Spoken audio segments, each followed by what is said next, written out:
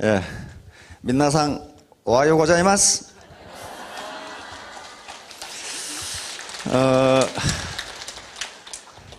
일본 분들이 300여 분 오셨는데 한국에 처음 오신 분들도 계실 텐데요. 여러 가지로 약간 당황한 그런 일도 있을 수가 있고 또 불쾌한 일도 있을 수가 있습니다. 왜 그러냐 하면 문화가 다르거든요. 문화. 일본에서도 문화라고 쓰죠. 문화. 요게 좀 칠판이 문화가 좀 다르네. 이게 좀 일본하고 문화가 달라서 그래요. 일본은 일찍이 이 동양에서는 가장 최초로 서구 문명을 받아들인 나라입니다. 그래서 서구화가 굉장히 빨리 됐어요. 웨스터나이즈가 굉장히 빨리 돼서 서구의 에티켓이 일본에 그대로 들어가 있습니다. 근데 한국은 그렇지가 않아요. 어떤 매우 심심한 역사학자가 조사를 해보니까 한국이 외침을 960번을 당했답니다. 계속 당하다 보니까 좀 거칠어요. 거칠어. 그래서 열한 맞으면 툭 밀고 잡아다니고 그런 게 있어요. 일본에서는 그렇지가 않아요. 또 미국에서도 그렇지 않아요. 미국에서도 걸어가다가 가방만 다쳐도 excuse me 그런단 말이에요. 그런데 한국에서는 옆구리를 치고 가도 치고 간 놈이 지가 째려봐. 이 자식 이게 지가 째려봐. 그래서 혹시 좀 당황한 그런 것을 당했다면은 이건 문화의 차이입니다.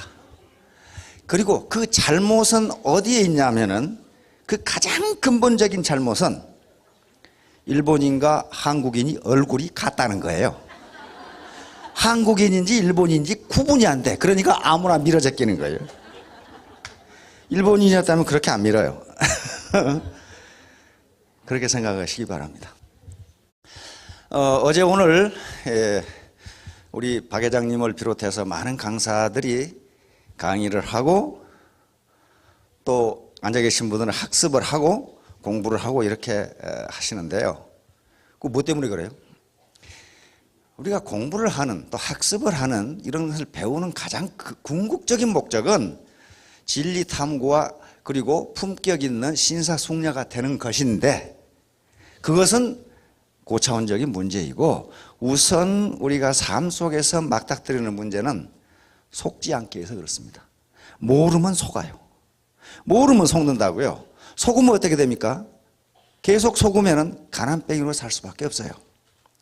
그래서 학습을 하고 배우는 아주 가장 가까운 목표는 맞닥뜨리는 목표는 속지 않게 해서 그렇습니다. 누구한테 속습니까? 누구한테 속아요? 사람이죠. 뭐 정확하게 맞췄네. 사람. 자기한테 속고 세상한테 속아요. 가장 속는 것이 자기한테 속아요. 자기가 아는 것이 전부인 줄 알고 내가 의사결정하는 것이 가장 최적인 줄 알고 구멍가게도 하고 다단계도 하고 뭣도 했는데 속아가지고 폐가 망신했잖아요. 몰라서 그러는 거예요. 지금 다단계가 이런 네트워크 마케팅이 이론적으로는 매우 아름다운 유통산업임에도 불구하고 이와 같이 욕을 먹는 것은 속은 사람이 많기 때문에 그래요. 속은 사람이. 왜 속았어요? 모르니까. 그러니까 이런 공부를 하고 그 다음에 우리 이 사업자들이 강의를 하고 하는 것은 속지 않도록 하게 됩니다. 우선 자기에게 속지 않고 세상에게 속지 않는 거예요. 지금 세상은 농경시대와 산업화 시대를 지나서 이제 지식정보화 시대, 어떤 학자들은 지식정보화 시대 이미 끝났고 창조시대, 우리 정부에서도 창조경제를 강조하는 게 그거란 말이에요. 지금 창조시대. 이렇게 했는데 아직도 사고방식이 옛날 농경시대나 산업화 초기의 사고방식을 가지고 있으면서 자기가 옳다고 주장하면은 세상에 속는 거예요. 세상에 속아요. 세상은 이미 그쪽 자기 편이 아니에요. 그러니까 그렇게 하지 않기 위해서 학습을 하고 공부를 하고 배우는 거예요. 애터미 사업을 하는데 누구한테 속아가지고는 성공합니까? 성공 못해요. 가장 자기를 잘 속이는 게 누구냐면 자기예요. 그러면 성공 못해요. 무슨 일을 하든지 그래요. 애터미의 정신의 첫 번째 정신은 내 이웃을 내 몸같이 사랑하면 돼요. 다시 말하면 내 파트너와 내 형제 라인을 내 몸같이 사랑하면 내가 올라가요. 내가 올라간다고. 내 파트너와 내 형제 라인을 내 몸같이 사랑한다는 것은 아주 적극적으로 스폰서십을 제공하고 덕을 쌓는다는 거거든요. 그러면 덕을 쌓으면은 파트너가 올라가면은 자기가 올라가게 돼 있어요. 그것을 이제 일본 분들이 계시니까 일본 분들은 또 한자는 또 기가 막히게 아시지. 예.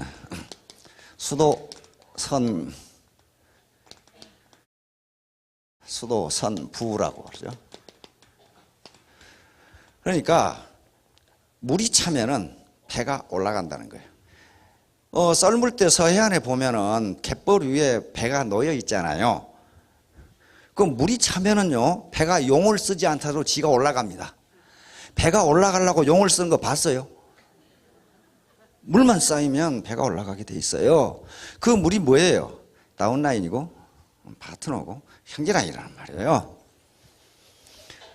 또 장자에는 이것을 수창선고라고 그랬어요.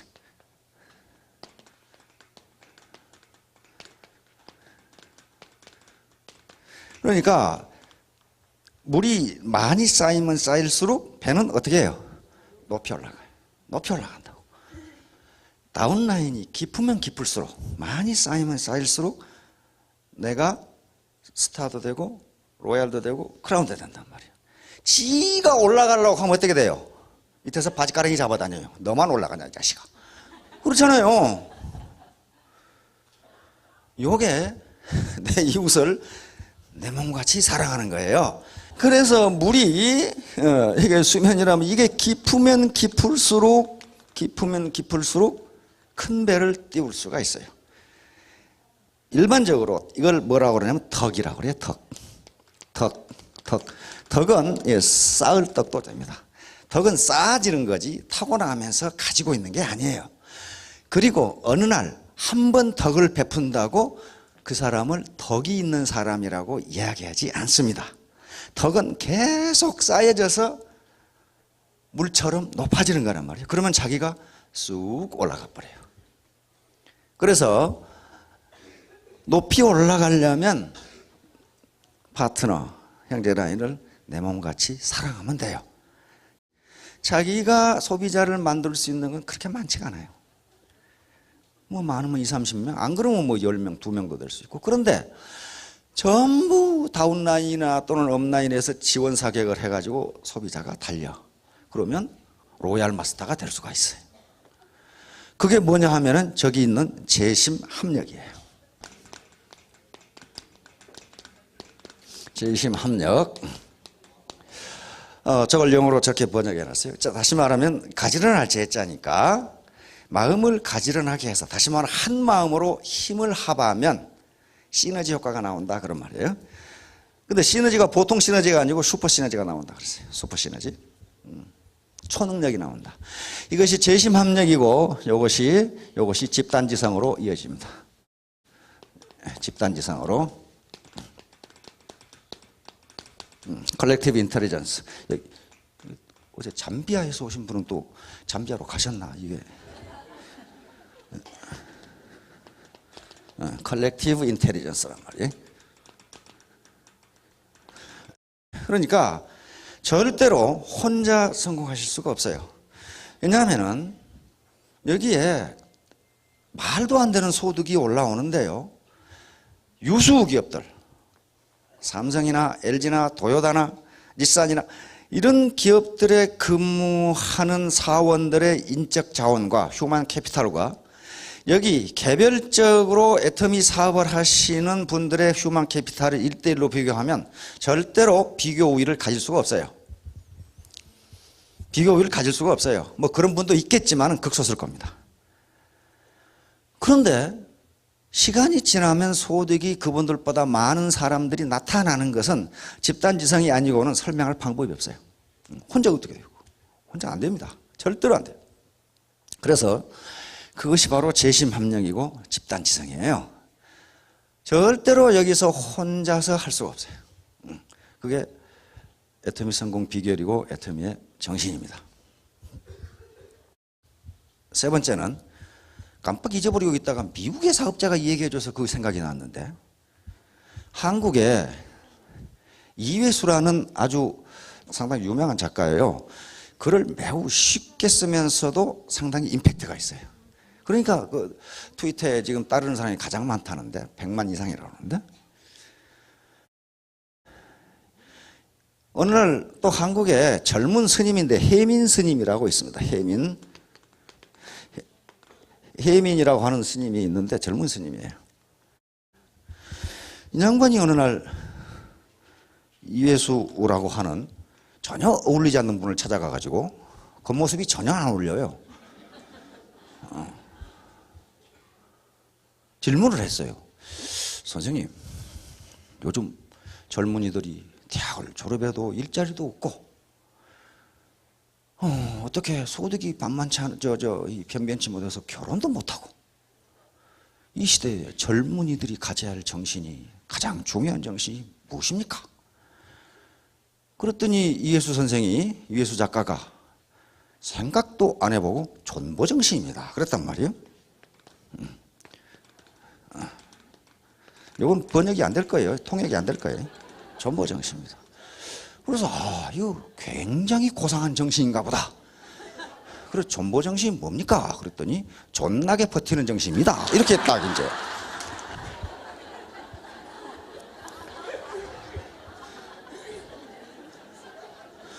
제가 이걸 잊어먹고 있었는데 이번에 LA 가서 이 원탁에서 그 맛없는 햄버거 식사를 하고 있는데 미국 사업자가 저한테 느닷없이 애터미 정신이 뭔지 아십니까? 이렇게 물어보더라고. 깜짝 놀래가지고. 글쎄요, 뭡니까? 그랬더니 존보 정신이다. 이렇게 딱 얘기를 해서. 그러니까 거기 앉아있는 미국인들이 눈을 꺼먹꺼먹하면서 왜 웃냐 이거야. 그게 무슨 말이냐 이거야. 근데 영어로 번역할 방법이 있어요, 없어요? 그러니까 번역을 하더라고. Keep persistence. 그렇게 딱 번역을 하는데 그 말이 맞기는 맞아. 끝까지 참아라 그 말 아니에요. Keep persistence. 근데 미국인은 그게 뭐 어쩌냐 이거야. 그게 어쩌기는 어째 아무것도 아니지. 그렇죠? 하여간에 끝까지 버티면 성공할 수 있어요. 그런데 다른 다단계, 다시 말하면 좋지도 않고 싸지도 않은, 거기서 끝까지 버티면 패가 망신해요. 거기는 빨리 탈출해야 돼. 그러면 그 판단을 책임은 누구에게 있는 것이냐? 본인에게 있어요. 그래서 강의를 하는 거예요. 그래서 속지 않기 위해서 공부를 하는 겁니다. 속지 않기 위해서. 그리고 같이 재심합력해서 같이 하면 시너지 효과가 나와요. 이게 집단지성입니다. 집단지성. 이런 것들, 그리고 끝까지 버티면 왜 우리는 이것이 옳다고 믿고 있고 논리적으로 옳고 학문적으로도 옳아요. 끝까지 버티면 성공할 수 있어요. 그런데 인내라는 게, 끝까지 참는 것도 지능의 일부라는 것이 감성지능의 일부예요. 감성지능이 낮은 사람은요, 참을성이 없어요. 참을성이 없어. 그리고 참을성은요, 감성지능은 학습지능하고도 연결됩니다. 참을성이 없는 학생이 공부를 잘하는 법이 없어요. 그럴 거 아니에요. 의자에 앉아있는 시간이 없어. 참을성이 없어가지고. 그래서 이 참을성이라는 게, 인내심이라는 게요, 아무것도 아닐 것 같은데 인생의 성공과 깊은 관련이 있어요. 학습 효과와도 깊은 관련이 있어요. 자, 시간이 얼마 없기 때문에 개구리는 빨리 삶도록 하겠습니다. 자, 개구리 삶기. 자, 이것은 학술 용어입니다. 개구리 삶기라는 말은 서서히 일어나는 변화에 대응하지 못하는 사람들에 대한 은유예요. 변화는 서서히 일어나는데 이때 변화가 일어나는구나, 내가 태도를 바꿔야 되겠다라고 생각하지 않고 뭐 조금 견디면 되겠네, 그러다가 패가 망신하는 것을 개구리 삶기라고 그럽니다. 여기 보세요. 여기서 서서히 물을 가하고 있으니까 뜨끈뜨끈하게 좋지요. 아이고 좋네 하고 이러고 있는 거예요. 이놈은 여기서 불 떼고 있는데 뜨끈뜨끈하게 좋으니까 아이고 먹을만하네. 파리 잡아먹고 있죠. 이놈 아예 자빠져 자고 있죠. 뜨끈뜨끈하게 좋거든. 그런데 시간이 지나고 나면 삼겨 죽는다. 그런 말이에요. 이것은 19세기 중반부터 19세기 말엽까지 유럽에서 광범위하게 생물학자들에 의해서 실험이 됐습니다. 다시 말하면 개구리를 물통에 넣고 온도를 서서히 올리는데 어느 정도 서서히 올리면 이 개구리가 감지하지 못하고 삼겨 죽는가 하는 실험을 계속했어요. 그래서 학자마다 0.002도, 1분에 0.0002도로 상승해서 불을 뗐더니 결국 삼겨 죽더라. 변화가 일어나는데 일어나는 것을 모르고 가만히 있다가 또는 무시하고 가만히 있다가 결국 죽더라. 그런 얘기예요. 그런데 이런 얘기가 나오는 것은 무슨 얘기냐면 사회 현상에 이런 게 많이 일어난다 이게. 예를 들면 몸이 아파. 몸이 조금 아픈데 무시해. 좀 그러다 괜찮겠지. 그러다가 나중에 많이 아파서 병원에 갔더니 또 큰 병원으로 가보십시오. 이렇게 되면 어떻게 돼요? 큰일 났다. 마약이라든가 도박이라든가 그런 것들이 전부 여기에 해당해요. 처음에 마약을 먹을 때, 또는 맞을 때 내가 마약에 중독되겠다고 하는 사람 한 사람도 없어요. 좀 몸이 피곤하니까, 또 기분이 우울하니까 이번만 하고 그만둬야지. 그런데 웬걸 조금씩 하다 보면 나중에 걷잡을 수가 없게 돼요. 도박도 마찬가지예요. 도박도 내가 도박에서 패가망신해야 되겠다고 도박을 시작한 사람은 한 사람도 없어요. 그런데 나중에 패가망신한단 말이에요. 그런데 오늘 제가 이 일본 분들이 많이 오셨는데 이 주제를 택한 것은 일본하고 미국 국민들이 이럴 가능성이 많아요. 왜냐하면 지금까지 세계 최고의 경제대국, 일본이 세계 두 번째 경제대국이었어요. 그러면서 산업화 시대, 1868년에 명치 유신을 하고 메이지 유신, 이게 1868년입니다. 68년에 메이지 유신을 했죠. 그러고 나서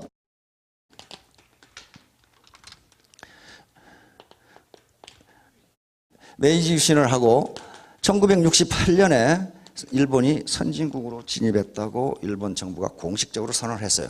그리고 모든 서구 국가들을 또 일본이 선진국이라고 이때부터 인정하기 시작했어. 그래서 70년대, 80년대 최고의 시기를 일본이 구가합니다. 그런데 지금 어때요?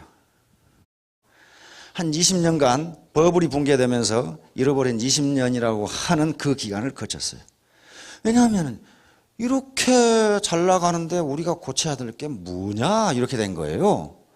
그런데 세계는 변하고 있는데 산업화 시대에서 지식정보화 시대로 가고 있는데 일본은 과거의 영광에 취해 있었던 거예요. 미국도 마찬가지. 그러니까 조그마한 변화를 무시하게 되면 큰 재앙이 일어난다. 우리 한국도 마찬가지예요. 일본보다 더 심각한 게 한국이에요. 한국은 겨우 1962년에 1차 경제개발 5개년 계획을 시작해서 1980년대 가야 겨우 모든 국민이 빈곤에서 벗어나 버려요. 그러면서 90년대에 구가한단 말이에요. 그런데 그러기도 전에 88 올림픽 이후에 이제 급격하게 지식정보화 시대가 도래하면서 IMF라는 걸 딱 맞아버리잖아요. 그러게 되니까 지금 이제 과거 일본보다 더 사고방식은 농경시대 그리고 산업화 시대 이 사고방식을 가지고 있는데 사회는 이미 지식정보화 시대를 지나서 창조사회로 가고 있으니까 적응이 안 되는 거예요. 적응이. 지금 그 얘기예요. 지금.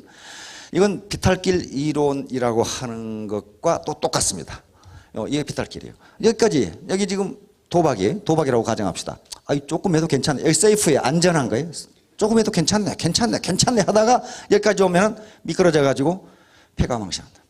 그러니까 어떤 초기 퍼스트 스텝 단계에서는 아무것도 아니에요. 그런데 가운데 어떤 과정을 거쳐 나중에 나온 결과는 디자스터, 재앙이란 말이에요. 재앙. 이게 비탈길 이론이라고 하는 학자들이 만들어 놓은 이론입니다. 이제 이것은 문화적으로 계속 이용되는데 가장 많이 이용되는 게 지구 온난화와 지구 환경 파괴 문제에 가장 많이 이용됩니다.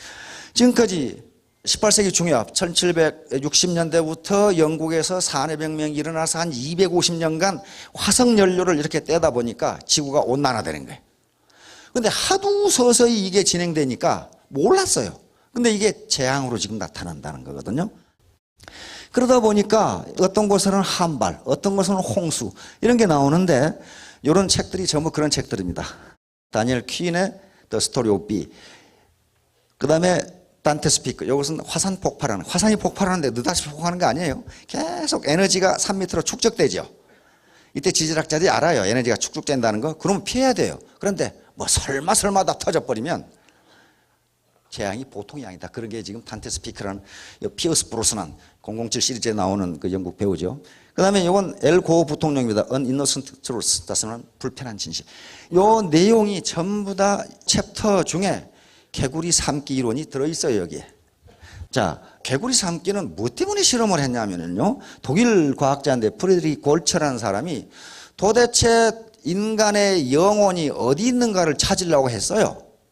그래가지고 통 속에다가 개구리를 집어넣었는데 한 마리는 그냥 집어넣고 한 마리는 개구리의 뇌를 제거하고 집어넣었어요. 그래서 어떻게 행동하는가 보자고.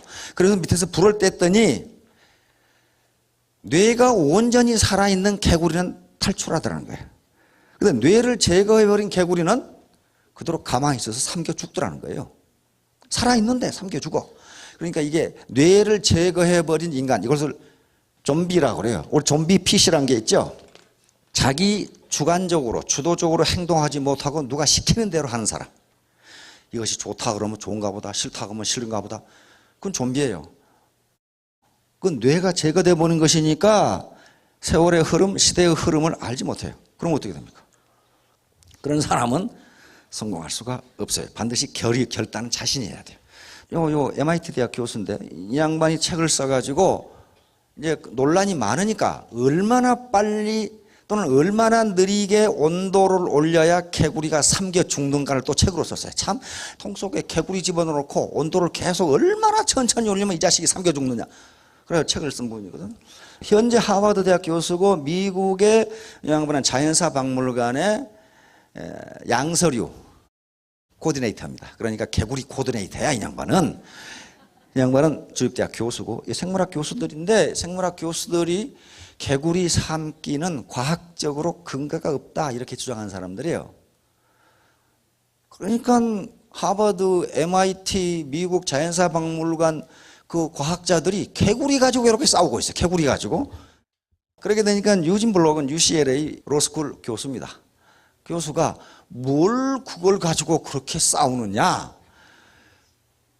자기도 사실 싸우면서 그렇죠. 뭘 그렇게 싸우느냐. 그게 사실이든 아니든 인간에게 교훈을 줄 수 있는 메타포, 이 시사점이 있으면 된 거다. 그러니까 결국 문제를 누가 해결했냐면은 폴 크루그만이라는 2008년에 노벨 경제학상을 받은 분입니다. 이 양반이 노벨 경제학상을 받았고 뉴욕타임스 칼럼니스트예요. 뉴욕타임스 칼럼에다가 개구리 삼기 가지고 싸우지 말라 이거야. 개구리 삼기가 과학적으로 근거가 없다 하더라도 인간에게 교훈을 줄 수 있으면 되는 거 아니냐. 그렇게 결론을 내림으로써 개구리 삼기의 논쟁이 끝났어요. 그것은 마치 우리가 이솝우화를 보면은 두루미가 여우를 초빙해서 식사를 하죠. 어떻게 두루미가 여우를 초빙해서 식사를 해? 그걸 과학적으로 근거가 없다고 한 놈이 미친놈이야. 그렇지 않아요? 그건 인간에게 교훈을 주기 위해서 만들어낸 우화란 말이에요. 그렇죠? 자, 이제 동양으로 돌아와서 각주 국어. 요 개구리 삼기하고 똑같은 건데요. 여시춘추라고 하는 항목에 있습니다. 초나라 사람이니까 양자강 같아요. 강을 건너다가 강 가운데서 칼이 물에 빠져버렸어. 빠지니까 얼른 배에다가 X자를 해놓고 이쪽으로 내 칼이 빠졌다. 딱 해놓고 저쪽 강가에 닿으니까 그쪽으로 들어가가지고 이쪽으로 빠졌으니까 이쪽으로 들어가서 칼을 찾는 거야. 그런데 여시춘추에는 찾아보니까 없더라. 그렇게 돼 있어요. 없잖아요. 이게 각주 국어매예요. 배에다가 조각을 해놓고 긁어서 파놓고 거기서 칼을 찾으려고 한다. 다시 말하면 물은 계속 흘러요. 세월은 계속 흐르고 시대는 계속 변하는데 옛날 걸 기준으로 지금 뭔가를 찾으려고 하면 없다. 없다. 내가 농경시대에 그리고 산업화 시대에 골목에서 연탄 장사로 아들을 대학까지 가르쳤는데 지금 그렇게 하려고 하니까 안 된다 그런 말이에요. 안 되잖아요. 세월이 지나서 그거 가지고는 칼을 찾을 수가 없어요. 여시춘추에 또 그런 말이 있어요. 어디를 가다 보니까 한 사나이가 아이를 들어가지고 물에 던지려고 하고 있더라 그 말이에요. 그래서 깜짝 놀라서 옆에 지나가던 사나이가 왜 애기를 물에 던지려고 하느냐 그랬더니 이 사나이 대답이 이 아버지가 헤엄을 잘 쳤다 이거예요. 그러니까 이 아버지가 헤엄을 잘 쳤으면 요 자식도 헤엄을 잘 칠 거 아니냐 그 말이에요 지금. 그러니까 옛날 얘기를 지금 하고 있는 거란 말이에요. 계속 이런 얘기를 여기서 하는 것은 무슨 얘기냐면은 옛날에 어떤 법과 어떤 군주가 나와서 이러이러한 방법으로 정치를 했더니 사람이 살기 좋았다. 그러면 지금 시대가 바뀌었는데 그런 방법으로 하면 잘 살 수 있느냐? 없다. 그런 얘기를 지금 하고 있는 거예요 지금. 그러니까 과거에 내가 이러이러한 직업을 가지고 이러이러한 지식을 가지고 그래도 지금까지 살아왔는데 지금은 그게 안 된다는 거예요. 그게 뭐예요? 각주국엄이에요. 시대는 흘렀는데 엉뚱한 것을 칼을 찾고 있는 거예요. 누가 내 치질을 옮겼는가? 이건 아마 일본 분들도 많이 봤을 거예요. 닥터 존슨은 그냥 의사예요. 닥터입니다. 의사. 메디컬 닥터예요. 여기서 치즈가 의미하는 바는 내가 가치 있다고 생각하는 것이에요. 치즈는 내가 가치 있다고 생각되는 거. 가치 있다고 생각되는 게 무엇입니까? 가족. 치즈죠. 그 다음에 짭. 짭. 그리고 소득. 그렇죠? 그게 내가 갖고 싶고 가치 있다고 생각되는 것. 이걸 치즈라고 생각하시면 돼요. 알겠죠? 내 아들이 대학 가는 것. 그것도 치즈가 된단 말이에요. 좋은 대학에 가는 것. 그러려면은 좋은 학교 가서 좋은 선생님을 만나서 앞에 선행 조건이 필요하죠. 그게 치즈예요, 지금. 그러니까 누가 내 치즈를 옮겼는가? 그건데 여기 주인공은 딱 넷이에요. 우하니까. 햄이라고 하는 꼬마. 이름을 기가 막히게 지어놨어요. 햄이라고 지었으니까 어때요? 한국 분들은 금방 알 거예요. 미국 사람이 지어놨으니까 일본 분들은 금방 알 거예요. 햄, 내가 누군데? 그 말이에요, 지금. 이 자식들 햄 하고 앉아가지고. 요놈은 이름이 호예요.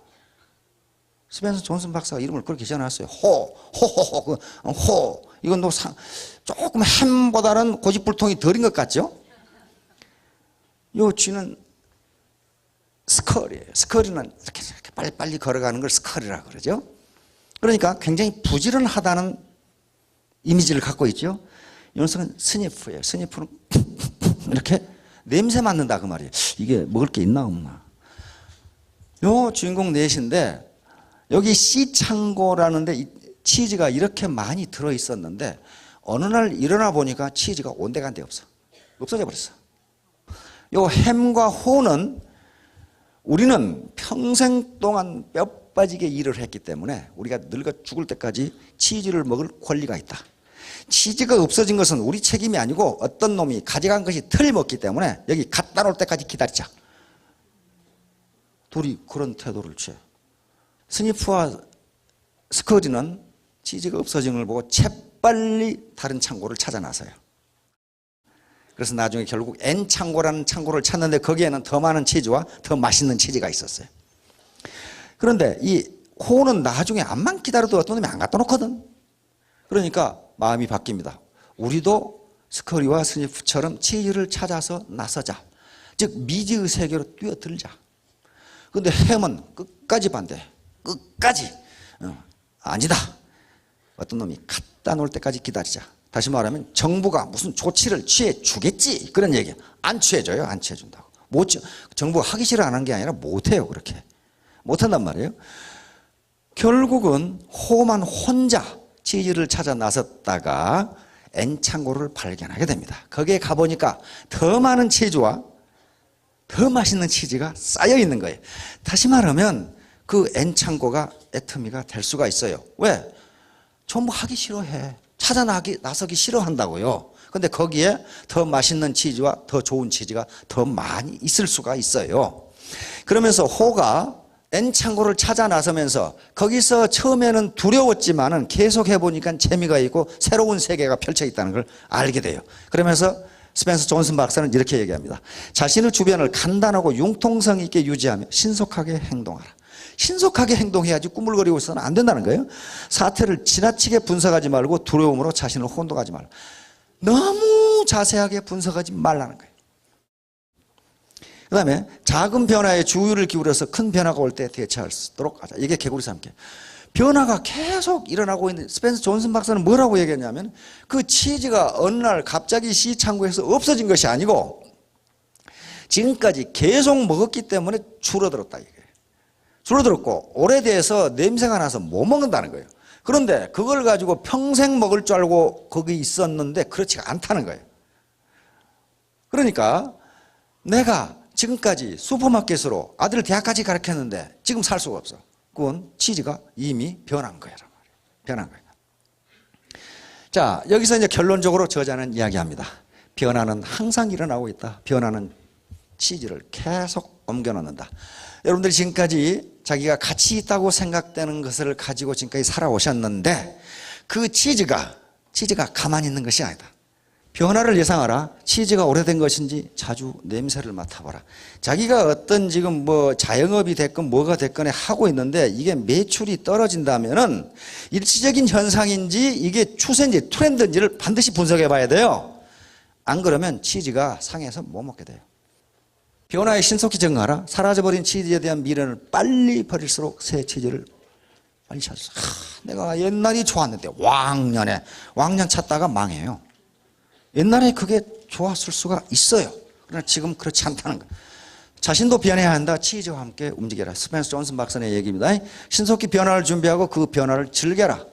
변화는 치즈를 계속 옮겨놓는다. 치즈가 한 곳에 가만히 있지 않다. 결론입니다. 이것은 사마천의 사기열전에 장이열전에 나오는 얘기입니다. 나오자 혀설자 아직 상자 있을 제자니까 내 혀가 아직 살아있어. 애터미 사업은 혓바닥만 있으면 돼. 혓바닥도 없다.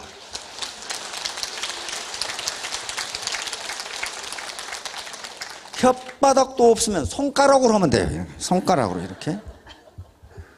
이게 무슨 말이냐면요. 요 얘기가 춘추 전국시대 얘기인데 춘추 전국시대에 들어가면은 요 일곱 나라를 전국칠웅이라고 합니다. 그런데 진나라, 이제 진시황 들어보셨죠? 진시황의 진나라가 서쪽에 있었던 나라인데 계속 강성해집니다. 그래가지고 진나라가 오른쪽에 여섯 나라, 조, 연, 제, 위, 초, 한, 요 여섯 나라를 위협하기 시작하니까 이때 합종연행이라는 전략이 나오게 됩니다.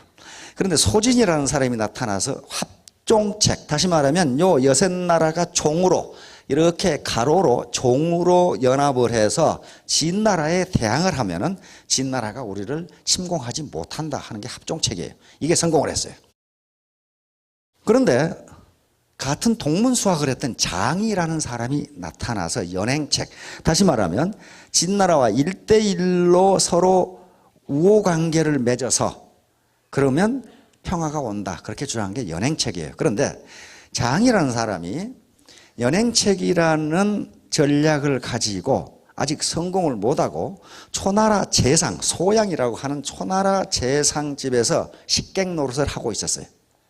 식객 노릇을 하고 있었는데 이 소양이라는 사람은 장군이기 때문에, 소양은 장군이자 재상이에요. 오늘 같은 국무총리죠.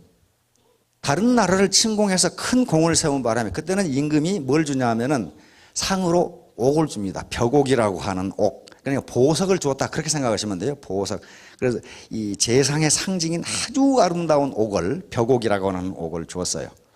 어느 날 이 소양이 큰 잔치를 벌였는데 많은, 그러니까 부자들과 고관 대작들이 왔겠죠. 고관 대작들이 그 옥이 얼마나 아름다운지 좀 보여달라 이거예요. 그러니까 소양이 그 옥을 자랑하게 해서 옥을 이렇게 자랑을 했는데 그때 느닷없이 연회장 옆에 있는 연못에서 큰 물고기가 팍 뛰어올랐어. 뛰어오르니까 전부 다 깜짝 놀라가지고 그 고기를 보는 바람에 어떤 놈이 옥을 집어가 버렸어. 옥이 없어져 버렸어, 이게. 거기다 큰 고기에 정신 팔려 있는데. 그러니까 거기 있는 파티 참석자들이 전부 다 장의를 의심해. 그래가지고 사기 열전 기록에 의하면 곤장을 200대를 맞았다고 돼 있어요. 그래가지고 초죽음이 돼가지고 피투성이가 돼가지고 집에 오니까 마누라가 보니까 어때요? 기가 막히죠? 아무 잘못도 없는데 곤장을 200대를 얻어맞고, 그래서 마누라가 푸념을 합니다. 괜히 공부한다고 공부만 하고 있고 유세한다고 유세만 돌아다니면서 무슨 연행책이냐 하며 돌아다니니까 그런 수모를 당하지 않느냐, 집에 가만히 있거라. 그러니까 느닷없이 장이가 혓바닥을 내밀면서 내 혀가 살아있냐고 물어본단 말이야. 내 혀가 살아있냐. 그러니까 마누라가 아니 엉덩이에 무슨 곤장 죽어 터지고 혀가 살아있냐고 물어보면 혀는 살아있잖아요. 이게 오설상제야. 그러니까 혀가 살아있어. 그러니까 그러면 됐네. 그러면 됐다. 이게. 결국 이 혀 하나를 가지고 장인은 육국의 임금들을 설득을 해서 연행책에 성공해서 진나라의 재상이 돼요. 그래가지고 옛날 자기 술 먹다가 자기를 실컷 후들겨 팬 초나라 재상 소양에게 편지를 보냅니다. 내가 그때 자네하고 술 먹을 때 나는 옥을 훔치지 않았는데 나보고 훔쳤다고 나를 200대나 때렸지. 내가 그대 나라의 성읍을 훔칠 때니 조심하게. 다시 말하면 내가 네 나라를 망하게 만들겠다 그 말이에요. 결국 초나라는 망합니다. 그래서 망해요. 괜히 빠따쳤다가 망한 거예요, 나라가. 그러니까 장인은 엉덩이에 200대의 곤장을 맞았지만은 엉덩이 가지고 임금을 설득하는 건 아니잖아요.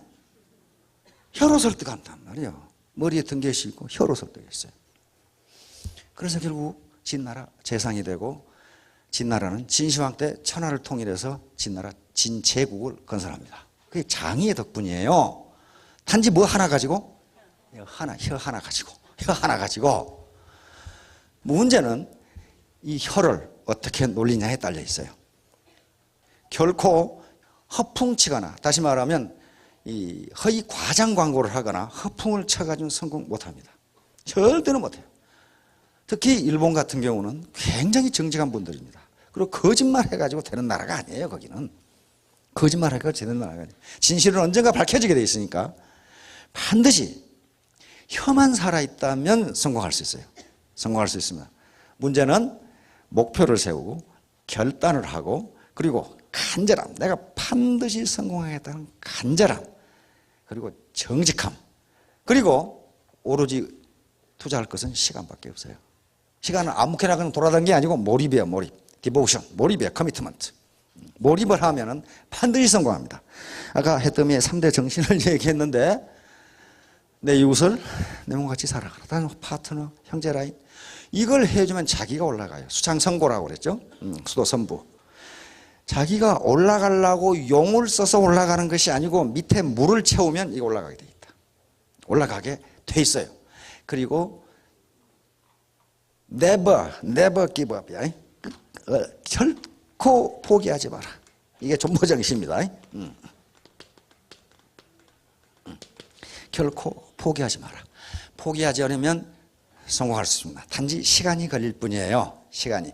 그 시간은 얼마라고 이야기할 수 없습니다. 왜냐하면 개인의 건강 상태라든가 여러 가지 지금 과정 환경이 전부 다르기 때문에 몇 시간 만에 뭐가 된다고 결코 이야기할 수가 없어요. 그러나 시간의 길고 짧음이 있을지언정 만약에 몰입해서 투자하면 never give up, 그리고 결코 포기하지 않으면 반드시 성공합니다. 자, 여러분 모두 크게 성공하시기 바랍니다. 감사합니다.